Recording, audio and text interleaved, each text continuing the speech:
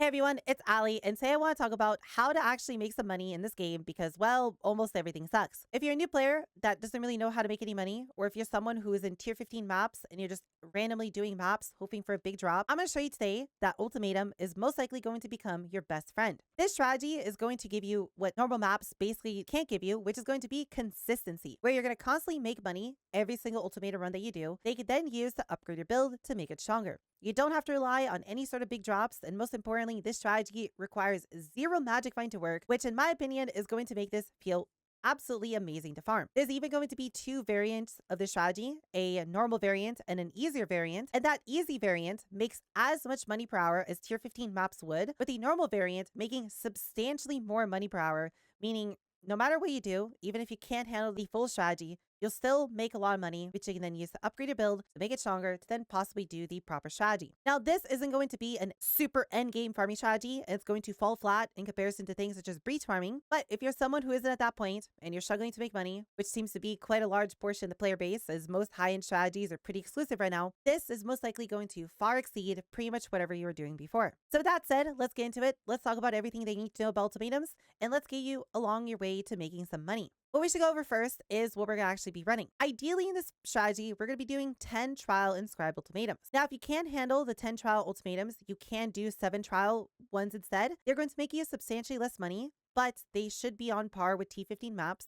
And then you can use that money to then upgrade your build to then be able to handle the 10 trial ultimatums. Now, you most likely have quite a lot of these lying around in your stash as well. They drop like candy. But if you don't have any, all you really have to do is simply go to the trade website, and there'll be a trade link in the description below. Message some of the people who are looking to sell the ultimatums, and when they invite you to a party, simply just ask them if they have more than one up for sale. Most of these people who are selling these are going to very likely have 5, 10, 50 of these up for sale. While it might seem like a little bit of a pain to go and purchase them this way, you have to remember that each one of these ultimatums is going to take about 15 minutes to run, meaning as soon as you purchase 10, 20 of them, that's basically a full day of ultimatums that you bought, so realistically shouldn't be that much of a hassle to obtain them. Once you do have your ultimatums, that's all we really need, and we're basically ready to go run our strategy. Now, what I want to talk about next is going to be all the different modifiers you're going to encounter while doing ultimatum. I feel like a lot of people hate ultimatum because of this, but if you just know what to look out for and what modifiers you should and shouldn't take, ultimatum really becomes a lot easier to do, and it honestly becomes pretty fun. Now, there's going to be 4 main modifiers they're going to have to look out for that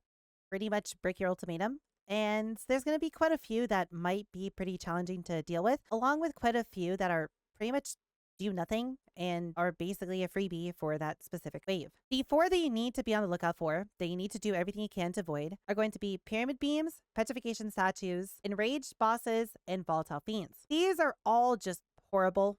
And if you pick them, they basically kill that ultimatum run. And it's very difficult and very challenging to deal with. So you need to do everything you can to avoid them. I will say pyramid beams isn't that bad because what you can do is you can get yourself a corrupted blood jewel, which I'll have a trade link in the description below if you want to go get one. And it turns pyramid beams from a must avoid at all costs modifier to a does literally nothing modifier that is effectively a freebie as well. And then you pretty much want to pick it up every single time you see it because, well, it doesn't really do anything. From there, there's a few modifiers that are going to be fairly challenging to deal with, dependent on your build and dependent on your skill level. First, we have deadly monsters and monster speed. These are going to potentially randomly get you one-shot by the bosses, and specifically monster speed, if you don't know their abilities, you might just not be able to handle the ability fast enough. So I'd recommend potentially avoiding these while getting used to the ultimatums, and potentially to just completely avoid deadly monsters at all costs, as well randomly being RNG checked by a rare feels pretty bad. We also have escalating damage taken, which personally I didn't really find that bad to deal with. I basically felt like it didn't do anything while doing the normal rooms, and then on bosses, because I was able to kill them within a few seconds, the damage taken never really got to a point where the bosses were deadly at all. We also have reduced recovery, damage defenses, and reduced resistances, which I try to do everything you can to avoid. Damage defenses would be a complete brick for any evasion or energy shield based build,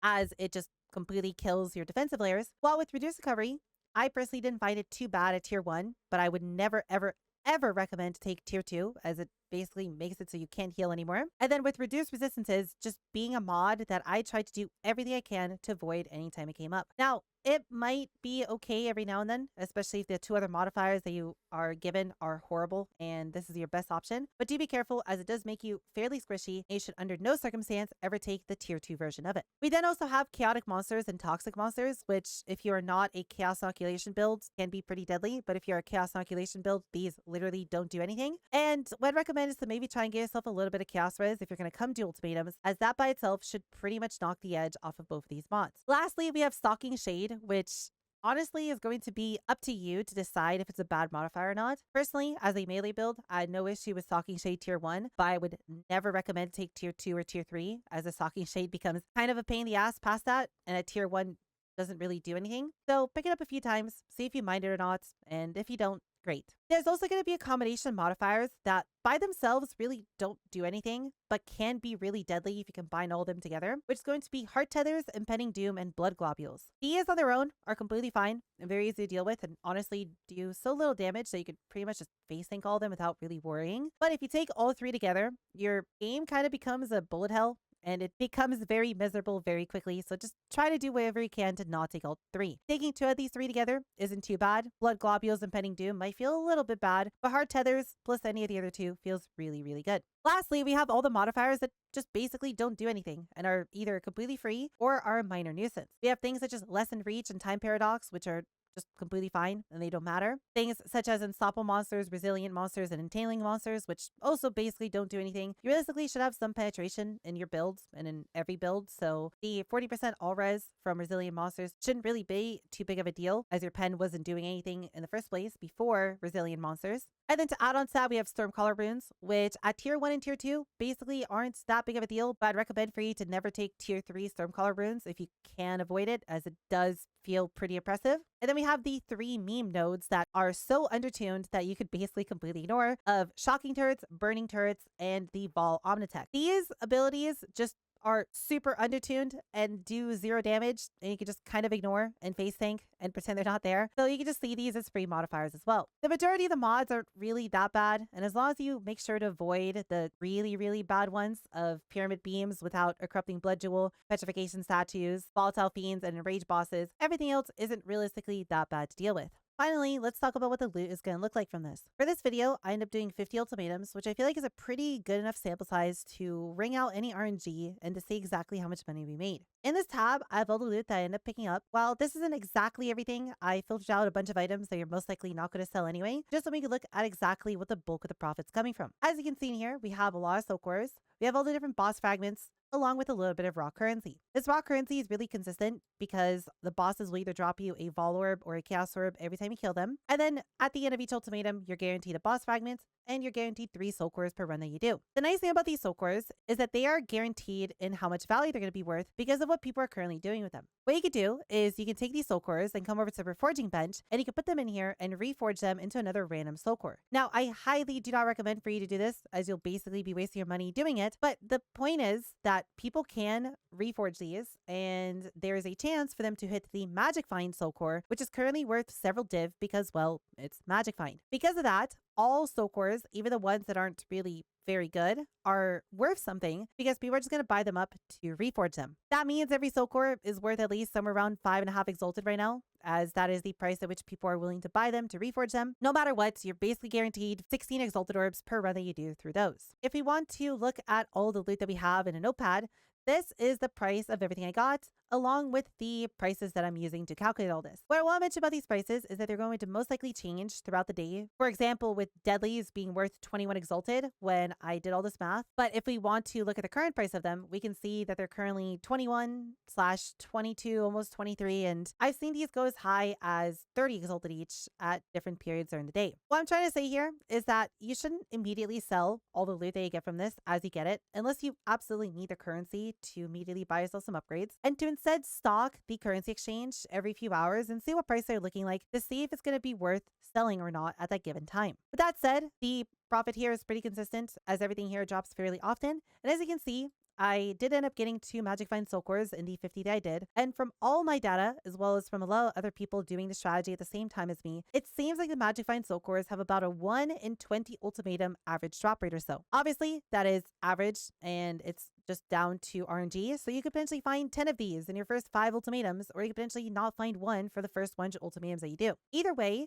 it is not too significant of a chunk of your profit, and without them, you can still make a pretty decent amount of money. In total, I made 2.3, almost 2.4K exalted, or 20.6 div at 115 exalted per div, which is the current price of div at the time of recording this. And if we want to look at that in a per run basis, I made 47.42 exalted per run, or 189 exalted per hour at 15-minute ultimatums, which was my average fairly consistently across the 50 that I did. Sometimes they would be 13 to 14 minutes, sometimes they'd be 16 minutes, but they pretty easily averaged to about 15. It's pretty difficult to go any faster than that, and I feel like most people can fairly easily do 15-minute ultimatums. That means in total, I made 1.64 div per hour, which, while again is not going to beat the super high-end strategies, 1.64 div an hour is substantially higher than what you can expect just doing random tier 15 mapping. And if you were to look at the 7 trial variant of this farming strategy, I'd wager you'd make somewhere around maybe 0.8 to 0.9 div an hour, meaning even just the 7 trial ultimatum version of this is going to be more profit per hour, if not about the same amount of profit per hour you can expect at T15 mapping. This is meant to be a strategy that is really easy to do and is meant to basically be the same difficulty level as T15 maps while giving you consistency. As you can see, you basically make 40x per run that you do, and just items that can easily be put up on the currency exchange in 2 seconds. And at the same time, it's just more profit per hour than just randomly hoping for RNG through T15 Waystones. Eventually, obviously, you'd want to move on to different strategy, as while 1.5 div an hour is a solid amount of money per hour, there's other strategies out there making 2.5, 3, 4 div an hour, which are going to be better, but also require you to put more money into your build. So as a early game farming strategy that, can either help people get out of poverty or move on to higher end gameplay, I feel like it's great given how you could just very easily watch a stream or a movie or some show on your second monitor while doing the strategy and barely really having to pay any attention outside of when you're fighting the bosses. Now, one final thing I want to mention here is that instead of selling your boss fragments, you could potentially use them to fight the Trialmaster. One thing that you could do at a higher level once you feel like you can handle it is to specifically just use all of your pieces to fight him, while at the same time purchasing more off of the currency exchange to always do Trialmaster with every single ultimatum that you do. While I don't have exact numbers on how much profit that would add to the strategy, doing the Trialmaster is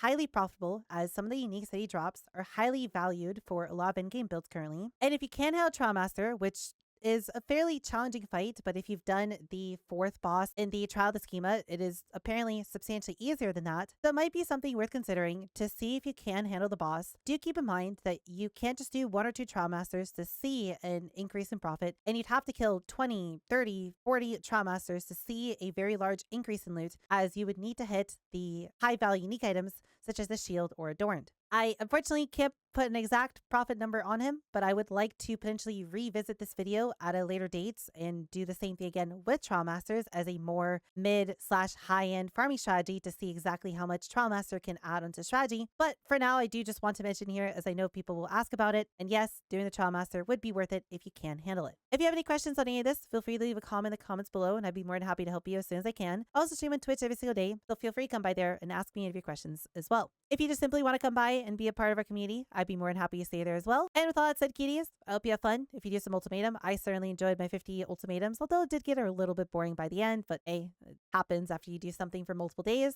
And I'll see you cuties all in the next video.